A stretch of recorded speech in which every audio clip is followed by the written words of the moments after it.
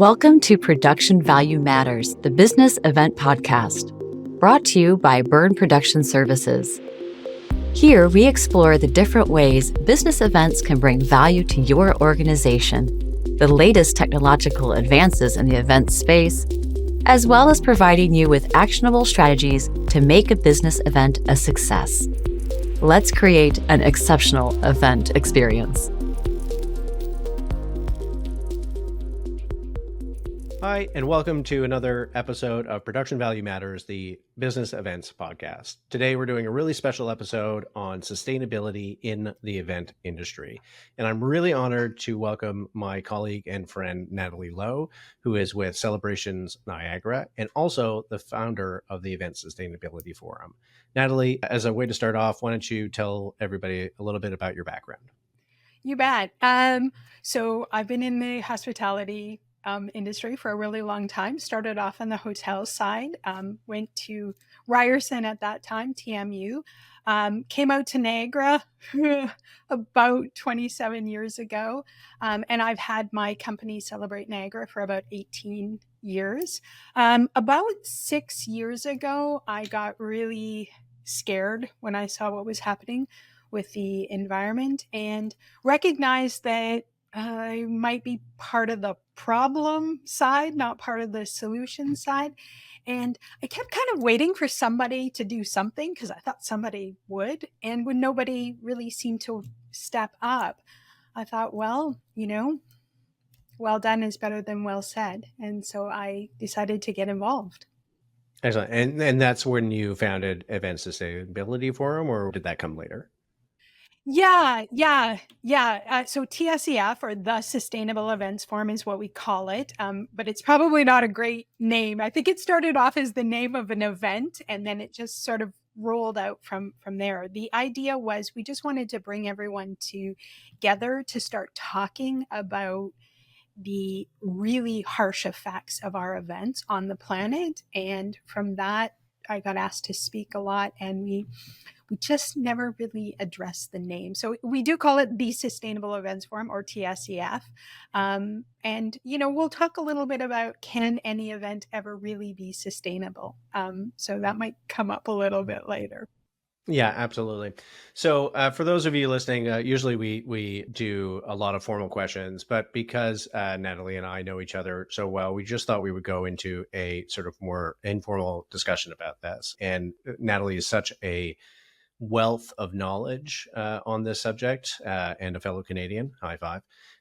So we're going to break this conversation into three main parts. One being where we are now and what's the state of the union, if one might say it that way, where we want to go as an industry and as, a human race. And further to that, what we can do right now to actually make some concerted effort in that. So Natalie, can you sort of take us through where we are right now? Right. So this is the part where I apologize in advance because I'm Canadian. So I'm sorry, this isn't going to be great news. We've just spent the first full year, 12 months, under 1.5 degrees Celsius warming. So we've had floods, droughts, a little more than a year ago, you and I were at CMEE in Toronto. Hawaii had just burnt. Maui again has a huge fire. Last year, we had a record number of wildfires in Canada. So things aren't great. And, the United Nations Sustainable Development Goals, there are 17 of them, and they are estimating that only 12% progress has been made. So by any metric, we're not doing great. You were very Canadian in being apologetic about giving bad news, but let's just be realistic about this. I think as you and I have discussed before, there is, I think everybody is aware of the responsibility of sustainability. Everybody wants to contribute, wants to be part of the solution. I think that they're going to listen to that statistic and be a little bit shocked. And so where do you think we are as an industry in the present moment falling apart on that? Because I think in the pre-call, you and I had talked about, I think that a lot of event professionals think, and I think we were talking about like paper recycling, right? Like, and I told the story about, being from the theatrical background, the running joke was, how many trees did you kill to print up that script, right? Which, Right. sounds like a very distasteful joke in this context. But I even mentioned to you that like we moved away from printing. Like we don't print anything unless we absolutely have to. And we have like tablets now, everything's online and cloud and digital format and all of those things. So, Right. part of us sits there and goes, oh, hey, we did something, right? But Right. I think one of the problems that we see at present is people sort of get to that one step and say, well, we've solved the problem. Now we're going to move on. Right. And Yeah. do you think that people are being a little bit complacent in that? No, I think people are being subjected to a lot of disinformation. So let me back up just 1 minute and let us know where events sit from a global perspective. We are 10% of global emissions. That is equivalent to the entire emissions from the United States of America. It's a huge amount, right? And what's happened is that there are people who make really good money selling fossil fuels, right? Like, let's just call it out. I'm from Northern Alberta. All of my family's in oil and gas. I grew up in an oil and gas company, right? Had a great childhood, early adulthood, right? So I understand the pressure, the economic pressure. But what's happened is the oil companies, they learned from what the tobacco industry went through. And so they looked at it and said, how do we make sure that we don't get eliminated? Right. There's an economic argument and there's an ecological argument. My argument always is economies come and go. We can change the basis of an economy. I'm not sure we can create a new planet, right? The ecosystem. So if we look at that, those invested actors, I mean, in 2023, the oil and gas industry spent more money on public relations than they did on carbon capture or environmental offsets. So when you look at that, you say, okay, well, where are we as an industry? I have done hundreds of assessments of events. It comes down to two main things, and the biggest one is always transportation.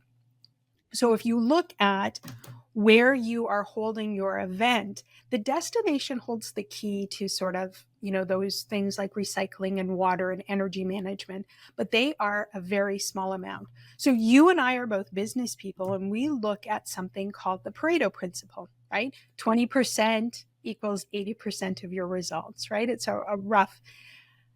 Most of your emissions, over 90% usually, come from your transportation. The rest, the bulk of them, come from the food you choose. So, gosh, that puts me in a terrible spot talking to all of these beautiful destinations that we love to travel to. So the question is, how do we make that travel lighter? How do we make that travel worth the emissions? Not worth the money, worth the emissions. And so that's where, as an industry, we've got to figure that out. And right now, what we're doing is we're just avoiding the topic. Hmm. Yeah, so I want to get into some of those sort of practical steps a little bit later, because I think that you and I have discussed some strategies that we can implement, but just to keep a little bit of structure. So it's interesting that you said that it was 10% of global emissions, which on the surface, just mathematically is 90% lower than everything else. But it's interesting that that's also about the size of the United States of America's emissions, which is our neighbor to the south. And so do you think at present we have made any progress at all? Because you had said earlier that we should be shocked at how much we haven't done. And so you had mentioned that one of the biggest problems, I think, is awareness. Do you think that the industry is still unaware of what impact that they have? and I ask that question simply because, like, my knee-jerk reaction is, we hear talk about sustainability. Hey, we're doing this sustainability thing. We're doing that sustainability thing. Do you think that that is just placating and marketing, or do you think that that is that people are genuinely thinking that they are making an impact, and do we need to correct that and say, well, no, you're not, but let's try to fix that. Well, I think you answered your own question, is that so I was a competitive swimmer. I was a competitive swimmer growing up, and we used to talk about it's a lot of churn, not a lot of forward momentum, right? In the sustainability world, we talk about it as greenwashing. Now, there's two kinds of greenwashing. There's intentional greenwashing, and then there's unintentional. So I'll give you a great example. I recently went to an awards ceremony, and it was an industry association awards ceremony, and they gave out one of their pinnacle awards to a young lady who was working within that industry association on sustainability. Great. Guess what was on the menu? Beef. What is the highest emitting protein that you can use? What is the first thing we ask you to do? So there's this thing where we want to do the right thing, but we don't want it to inconvenience us or change things too much. And the reality is, so we recently did the gala for environmental defense, because I'm a planner too, right? So I'm out there planning. We did the gala for environmental defense. We were celebrating their 40th anniversary. And I convinced them to go vegetarian. We didn't go vegan. We didn't go vegan because we had some egg and butter and cheese, but we went, and they were really concerned about doing that because could an event, I mean, they've never served beef, but could an event be truly high end and worthy of that high ticket price without having meat on the menu? Some kind of protein. Yeah. Right. An animal-based protein. So it ends up that the meal was fabulous. The caterers were amazing. And it was probably one of the best received menus they've ever had. So something interesting happened to me as a planner. We were running over because the mayor showed up, right? The mayor of Toronto showed up. And when the mayor shows up, everyone sort of stops. And, we've all had that, oh, here comes our VIP. And is our VIP staying or going? And so we were delayed by about 35 minutes, which normally I would have had a chef doing a meltdown because that animal protein would have dried out. We were doing a beautiful phyllo wrapped with beluga lentils. No problem. So it was interesting, but in my mindset, it's, always that meat. And I think what we need to do is start to understand when we say that events are 10% of global emissions, the cement industry is only 7%. And I think what we really need to start to realize is we need cement. Nobody needs a lot of the events that we do. And so if we want to continue doing what we love to do, and I think events serve a great social purpose, but, let's look at this and say, are they worth the emissions? That's the question that is going to be asked, because this last summer, 2023, was the hottest summer on record. It is the coolest summer we will have for the rest of our lives. So you think about what our future looks like with crop disruptions, flight disruptions, everything else. CNN is now tracking turbulence on aircraft and noticing how dangerous, right? We all saw the Singapore Airlines issue where they had the severe turbulence issue. Those are all a result of climate change. And so it's affecting our destinations and affecting us. Meanwhile, the hotels are saying, hey, we got rid of our plastic cups and we've gone to a paper cup. Yeah. At the end of the day, it's transportation and food that we really need to concentrate on. It's like if someone gets a cancer diagnosis and they don't want to do surgery or chemo and they say, but I'm taking these great vitamins. I'm like, that is fantastic. It will not cure your cancer. You're going to feel great until you don't. So how do we move? And I'm going to move into the second sort of portion of this conversation about, and I think we just before we hit record, we called it the in an ideal world, right? And Yeah. sort of goal setting, and I want to put that into the context of the unintentional greenwashers out there. I think there are some intentional greenwashers who are like, I stopped using paper, so I'm perfect, right? Yeah. And I think, to pick on oil and gas for a second, that was the big shift in responsibility that came out in the late 80s, early 90s. When that became obvious that that was such a large contributor, the narrative shifted in the sort of PR into, please recycle. Like, you need to do your part as a consumer to deal with this Yes. instead of us, right?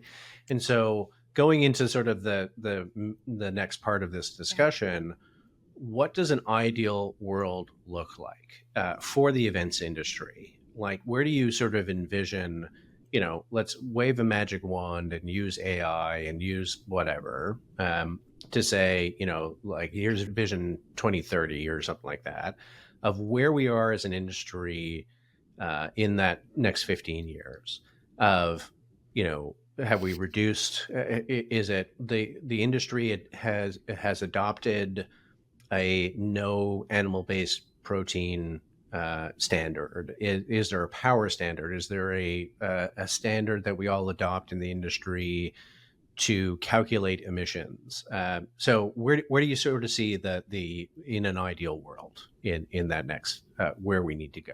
I'm going to have courage here. I often say to people, we have all of the solutions that we need. It's going to take courage to implement them, right? And that's, with I don't want to be insulting to anybody, but I find as an industry we're lacking the courage to implement the solutions that we have. So what are those? What does that look like in an ideal world? Honestly, I don't see the point anymore for me to travel across Canada to attend an industry association meeting to see all the same people that I saw at the last industry association meeting, right? We need to address that, right?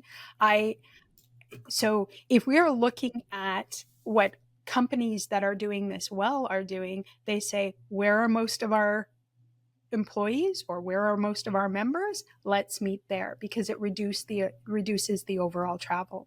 So I think we need to be a little bit smarter about how we travel and where we're choosing. Now, does that pain me to say that because I love our destination partners? Yes, it does. But that's the reality of what has to happen until our train and public transportation options increase. The airline industry is doing everything that they can to bring that on board. You talked a little bit about electric vehicles. That is a great first step, but truly, we just need to get on public transit. We need to take trains more. Um, and, I was once on a plane from Toronto to Edmonton. There was a financial advisor beside me. Once a week, he flew from Toronto to Edmonton, spent the day doing business in Edmonton, and then flew back to Toronto. Once a week. That's 52 times a year, right? So maybe he takes 2 weeks off. It's 50 times a year. For God's sakes, just move to Edmonton and do your work there, right? Like, that is a crazy way to do business. And I think what we're going to see is a reduction in business travel because corporations are big and they're easy to pick on. I don't want anyone to give up. Like, fly for your vacation, go enjoy. I just see a lot of sales type traveling that is like, could we not just have a person there that could handle that? So I think industry associations need to be looked at. And in fact, the United Nations has indicated that industry associations are a little bit of a roadblock, right? They're the ones advocating for no change.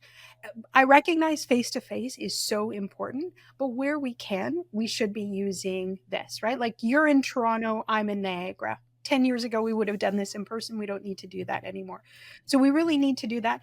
The other thing that, recently I had 2 planners who told me that they took the train to Montreal to do their site inspection. Absolutely fabulous. In these dense corridors, you can take the train, you can work and be productive, and there's not that huge of a time loss. But I guess the other thing is they did 4 events in Montreal last year. Why do you need to do another site inspection? Right? Like, when is the site inspection necessary, and when is it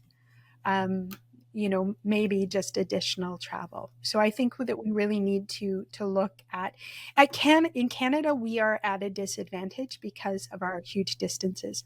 Now let's talk about food. I think before we address the protein on the plate, we have to address the waste on the plate. And that is, we just overfeed people, right? So here's my question, is that we have now indicated that obesity in North America is an epidemic. Now, I would be in trouble if I overserved you alcohol. Why am I not in trouble if I'm overserving you food, if we're in the middle of an epidemic, right? So I think we need to rethink how much we feed people. And there's a concept in sustainability that Lloyd Alter, who he's an architect and designer out of Toronto, he talks about this sufficiency. What is sufficient? Because in the events industry, we always want to go over the top, right? We look at Vegas and we go, oh, that production was amazing. The gifts were amazing. Everything was. But here's the reality, is that people are completely overwhelmed, right? Like, we're all overwhelmed. So the question is, can we adopt the mindset of it's enough? It is sufficient. And I think it's going to be painful before we get to the point. We've had massive expansion of the events industry post-pandemic because people were starved for human contact. And I understand that, but we really need to start considering regionalization of meetings and events. So they looked at convenience versus effect. So, for example, let's say that you drive an hour every day into the office, but you take, and I'm just throwing this out here, I don't know, you take 15 flights a year. Reducing the number of long haul flights that you take actually works better on the inconvenience versus emissions savings scale. And one of the things that I think we need to stop doing is we take a long haul flight to, say, Toronto to Vancouver for like 2 days. Well, go for a week and spend some time and expend it. But those, it's like the guy commuting to Edmonton once a week. Just move there. And so as an industry right now, the sticking point seems to be capital investment versus management, right? And specifically, I'm talking about hotels. So, I'm going to be in all kinds of trouble here because I have members of my family who are in the hotel industry. But the managers, the frontline staff, they want to do everything that they can, but the hotels are often owned by a third party that is maybe franchised or hired a management company, and they're not that interested in increasing their capital costs without a huge return on investment, right? Here's the question, because it's good for business. You know what is really good for business? Free labor. It's great for business. You don't have to pay them, right? But we don't do it because it's called slavery and it is morally reprehensible. So the question is, when does the damage that you are doing to the environment become also morally reprehensible? And let's talk about the paper issue, but I don't want to talk about, your journal or the 2 or 3 pages that you might print off. You know what I want to talk about? I want to talk about toilet paper, right? We have huge swaths of Canadian forest that is harvested every year. I think it was something like the last figures I could get are almost 15 years old. And at that point, it was 20,000 trees a day were chopped down in Canada for premium toilet paper. So I always say to people, I don't want you to give up your printer for that 1 or 2 or 4 pages that you might print. I want you to switch your toilet paper at home and at the office to recycled toilet paper. And I always make the joke, it's not actually toilet paper that's been recycled, it's just the paper from your office, right? So then, we look at that and we say, well, why would you kill a tree for, such a basic use, right? Like that doesn't, and yet when you go into the convention centers and you ask them, they're like, oh, it's a couple of pennies more, or it's a couple of dollars more. Well, at what cost to the environment? So this disinformation that we get, and so you say, okay, where does the disinformation come from? Why are people confused? Why are people doing the wrong things? Well, because they're told to, right? Recycling was created by the plastics industry. I want you to guess what percentage of plastics in North America post-pandemic actually get recycled. And I'm not talking about every plastic. I'm talking about what you put into your bin. What do you think that percentage is? Oh yeah, 100%. I actually, and this is one of the things that I always sort of lament about. I know it's very low. It's probably like 3 or 4%. Yeah, it's right around it closer to about 5%. Well, I was being a little pessimistic, I guess, there. Yeah, absolutely. But that's okay. But let's look at this from two different perspectives.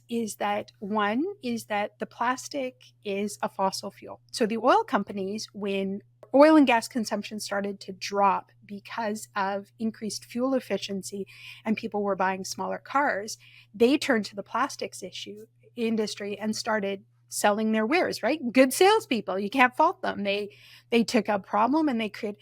So we started making more plastic. Then they're like, oh, there's plastic everywhere. Let's start recycling it. Plastic, when you recycle it, can maybe be recycled once, and then it's doesn't keep its structural integrity. So it's not good for anything. And we've all seen like the flimsy plastic. Aluminum is incredible.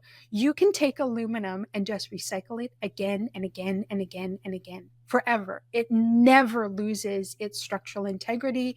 It can always be reused. Glass is a little bit problematic. It's not as great. Aluminum is fantastic. Paper's sort of the second best. So if you look at that, when we say, what could the industry do? Well, what if we just stopped using plastic for all of our bottled goods? What if we moved strictly to aluminum? What if we started donating all of our wasted food? And, you don't need to really address the capital infrastructure issues from the hotel side. You can do it through behavior. But let's talk about for a minute what the events industry, their role in the sustainability movement is. We are not the activists per se. We are what we would call the amplifier. So when we look at your event and we calculate all of the emissions, yes, some events have fairly high emissions and some events have fairly high emissions per person, but we wouldn't have to worry about us being 10% of emissions if we could change some basic behavior. And that's where our role comes in. We are amplifiers. So people attend events with an open mind. They want to learn something new. They want to experience something new.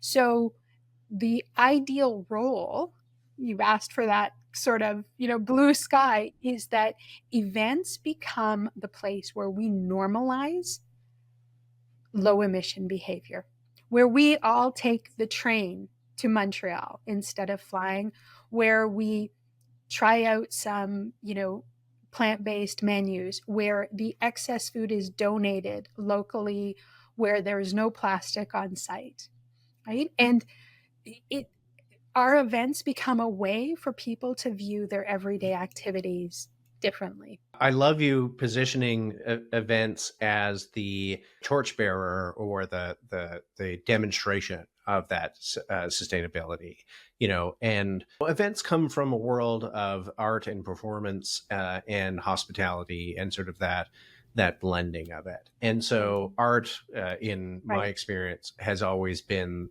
the one to hold a mirror to ourselves and reflect And I think we Yes. do have a role to say, okay, well, if the world is struggling with sustainability and the responsibility thereof, let's show them the way. The same way that writers and artists have done Yeah. for centuries. We are sort of running out of time, so I do want to get on to the sort of last section, which is, what do we think that event professionals can practically do at this point to start on that journey? And I think we sort of touched on it a little bit about being aware of the unintentional greenwashing. And so once we've lifted those glasses up and somebody's listened to this episode and said, "Oh my God, I didn't realize, oh, she's right. I should think of it this way." I hope that we have sparked some action in the listener today to say, okay, I want to do something. So now that they're revved up, what do you think we should be doing right now to start that journey to that blue sky in an ideal world? Right. Well, my first, it's always a joke that I say, the cows have paid me to tell you to eat more chicken and fish.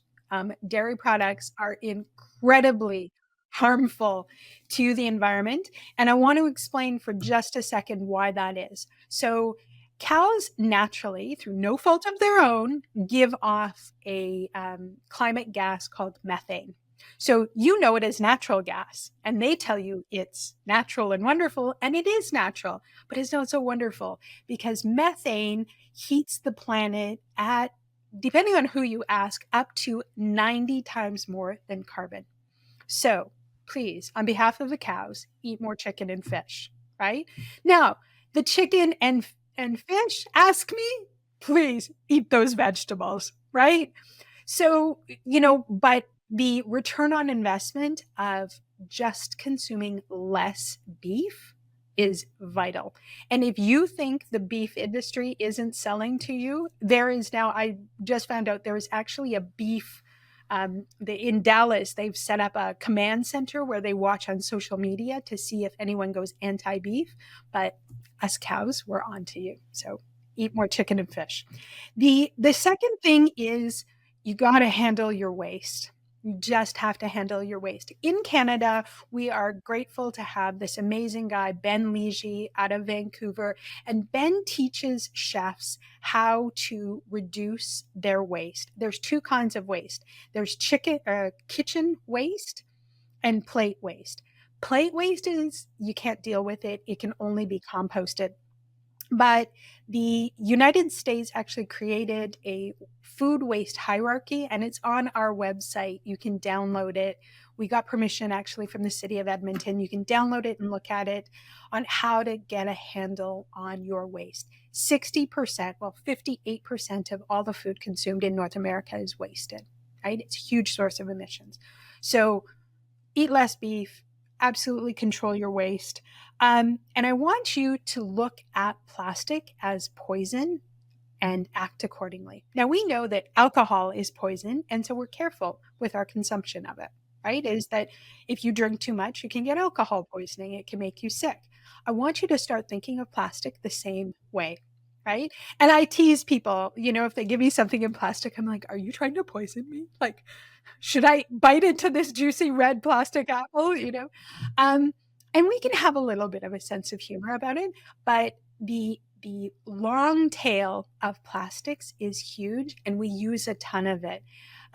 Particularly, I want you to be concerned about anything that goes into people's mouths, right? Anything that we're ingesting, right? So I'm not as worried about, plastic being used but anything that we eat. So try to avoid disposables. Now let's talk about compostable catering ware for a second, because it's become this huge industry. Don't do it. Reusable is always, in every single case, better than compostable. And if you want to have this discussion with me, because all the meeting planners do, they're like, but Natalie, I'm on a mountain, but Natalie, I'm out in the bush. But yeah, you know what? I've been around for a really long time. I have catered pack trips up in the mountains, and we used forks and knives just like anybody else did, right? Like, we're Canadians. We should be used to camping. Always, always, always reusables over disposables. and try to support that. The other thing is just to look at the flights that you're taking and the travel that you're doing. If you have to drive every day into work, okay, you got to do what you got to do. I understand that. But it's looking at, can I take a train instead of a plane? Can I use subway? I mean, now for me living in Niagara, I don't try to drive into Toronto anymore. It's just the traffic's too bad. Even the 2 hours that it takes on the GO train is quicker. And, if you're in that central area, check with the local area to see if your conference delegates. So, for example, and I'll just use locally because I know it, there's a really cool program where if your conference delegates are coming into Toronto, you work with Metrolinx and you can get an up pass and a go pass for your conference attendees that they can use while they're attending your conference. And the cost is really, really low. We used it for a conference in Hamilton. And it, people take the up to Union, and I know that they have similar systems in Chicago and New York and New Jersey, and but here was my frustration is that I had to ask. So that brings us to our really big thing is that a couple of years ago I said, people are all talking about sustainability. Maybe we don't need to have the Sustainable Events Forum anymore. Maybe because this is a huge donation of my time and effort, right? We do some cost recovery, but it is like I'm giving it away here. And what came back to me was that we need community that has some integrity around it. And so in order for you to find out about these different things, we need to talk to each other. And we need to talk to each other about these specific issues. And so you need to, and I wish Hannah was with us today so Hannah is a member of our advisory board at TSEF. We have 7 people on our advisory board, planners, people from different parts of the industry. And they find that the best thing is that we get to talk to each other. And so I helped Hannah do something recently, and this actually fits into the no beef section. We created a menu for her that talked about the emission savings that they made by taking beef off the menu and offering a chicken dish instead. And the feedback that she got was incredible. And so, it's that community and communication that sort of really helps. And I think that's what event people can do really, really well. So I've beaten up on a lot of people today, and I apologize for that. Canadian or not, it is not my intention. But the reality is that if you know enough to be scared. And that I want to address that just for a second is that the fear and anxiety that people are feeling, the bad news is it's going to get worse. But the good news is that you're going to build up a skill. And it was a conversation that I had with another one of my advisory board members this week. They were in the dumps. They had climate anxiety. They were feeling depressed. And hope is not an emotion that just happens. It's something we have to work at, right? You have to face the fear. You have to overcome it. And the best way that I know to sort of embrace that hope and deal with this is to get into action. So if you're listening to this, talk to your industry associations about, better transportation modes to your conferences, about, planning your menus better, talk to your employer. And I hear a lot of people saying that, well, my boss or my employer says, right now, if you are an accomplished event professional, you are highly skilled, highly valued, right? They need you. Use your influence for good. Use that power that you have to do what you can. And you can't do everything, and you're going to lose some arguments. So keep your powder dry for a fight you can win. Well, Natalie, thank you very much for joining me on this episode today. I think that you've demonstrated some really practical things that we can do right now, and I think that there's a lot of listeners out there who are going to take those and start to implement them. And what I really liked about them was that they weren't like, oh, you have to, stop all your events, you have to stop travel. It's small things that I think have a big impact. And one thing that I wanted to touch on, especially on the food thing, was, as you said, those portions, right? I think in the industry we are all about surprise and delight and give more and more value. And so that's where we default into that position where we go, well, if we're going to put a plate of food in front of the CEO, it's got to have a 10-ounce steak, and it's got to have this much sides and this much wine and this much. And then all of a sudden you have this gigantic pile of something. Whereas what is a really great experience is something that they ask for more of. Right. It's the old storytelling adage from my Irish roots, like always leave them wanting more. And so, if we can even shift our mentality into like, no, you need like if you can't get away from beef, but again, chicken and fish. The cows are influencing this conversation. Well, and the chicken and fish want you to eat more carrots. So yeah, exactly. But if it's instead of like and I get this all the time, being a Canadian and going into the United States where, that kind of excess is sometimes encouraged.